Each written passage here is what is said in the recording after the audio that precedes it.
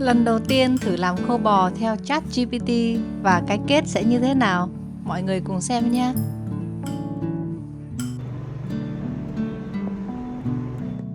Hello mọi người, là mình mẹ trẻ đây. Hôm nay mình muốn làm thử món khô bò theo kiểu của Việt Nam, nhưng mình không biết cách làm nên mình đã lên ChatGPT để hỏi. Thì ở đây là có tất cả các nguyên liệu để mình làm là thăng đầu bò. Mình sẽ sử dụng thăng đầu bò Úc để làm ha. Rồi bây giờ mình sẽ đi sơ chế các nguyên liệu trước đã. Bước đầu tiên, sơ chế thịt và các nguyên liệu.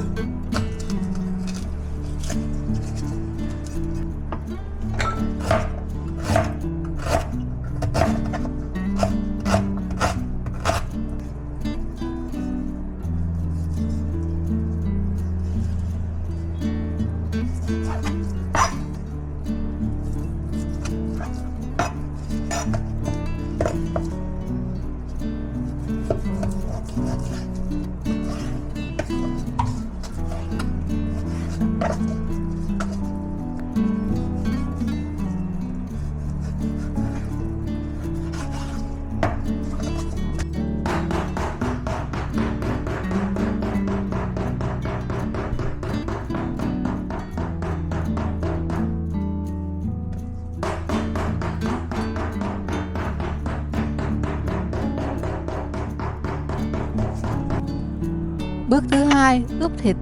Sả, tỏi, gừng đã xay nhuyễn, giờ mình thêm gia vị vào trộn đều.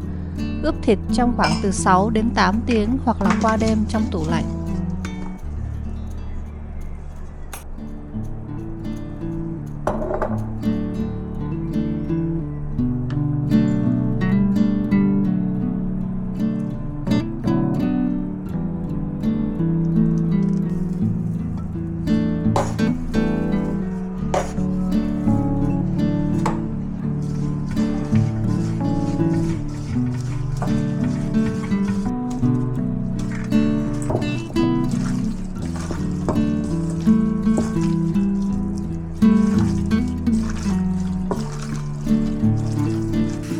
Rim thịt.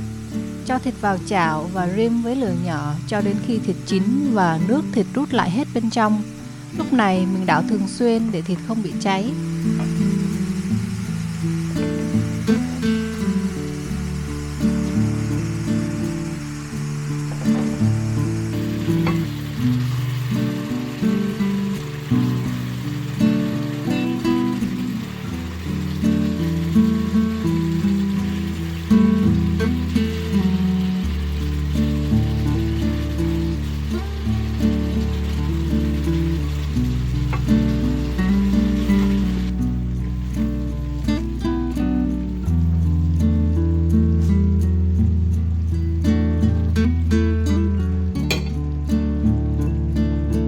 Thứ tư, sấy thịt.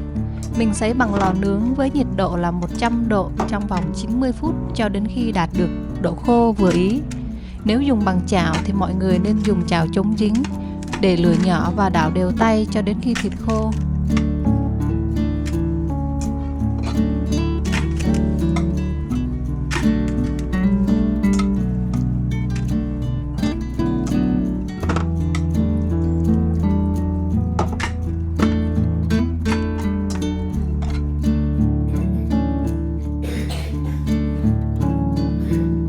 ChatGPT, ok, ngon, quá tuyệt, tươi nữa, rán trộn,